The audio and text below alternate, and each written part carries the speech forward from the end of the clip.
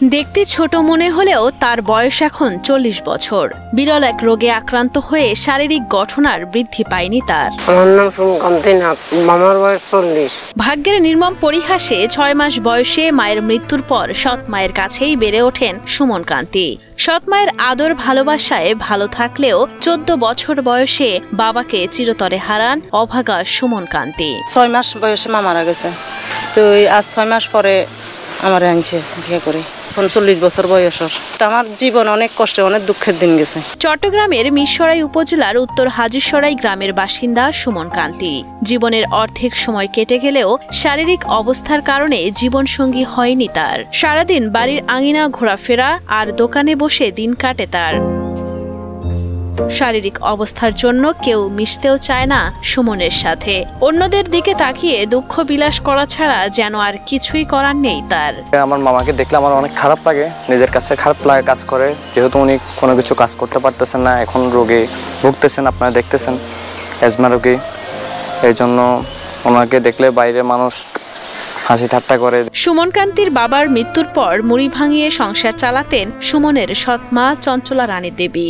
এখন অভাবের সংসারে উপার্জনক্ষম ব্যক্তি সুমনের সৎ ভাই সুজন। টানাপোড়েনের সংসারে কোনোভাবেই দিন কাটছে তাদের। প্রায় সময় তীব্র কাশির যন্ত্রণা সহ শারীরিক নানা সমস্যায় ভুগলেও অর্থের অভাবে উন্নত চিকিৎসা হয়নি সুমনের। অর্থের অভাবে রোগ নির্মূল তো দূরের কথা, রোগের নামটিও জানেন না সুমন ও তার পরিবার। ডাক্তার তো ওই আর্থিক অবস্থার কারণে দেখাতে পারি না, বড় ডাক্তার দেখাতে পারি না, বড় জায়গায় নিতে পারি না, দেখাতে পারি না। জানা যায় অভাব অনটনের সংসারে সুমনের 3 বোনও অনেকটা মানসিকভাবে অসুস্থ। এ অবস্থায় সুমনের উন্নত চিকিৎসার জন্য সমাজের বিত্তবানদের কাছে সাহায্যের অনুরোধ জানান প্রতিবেশীরা।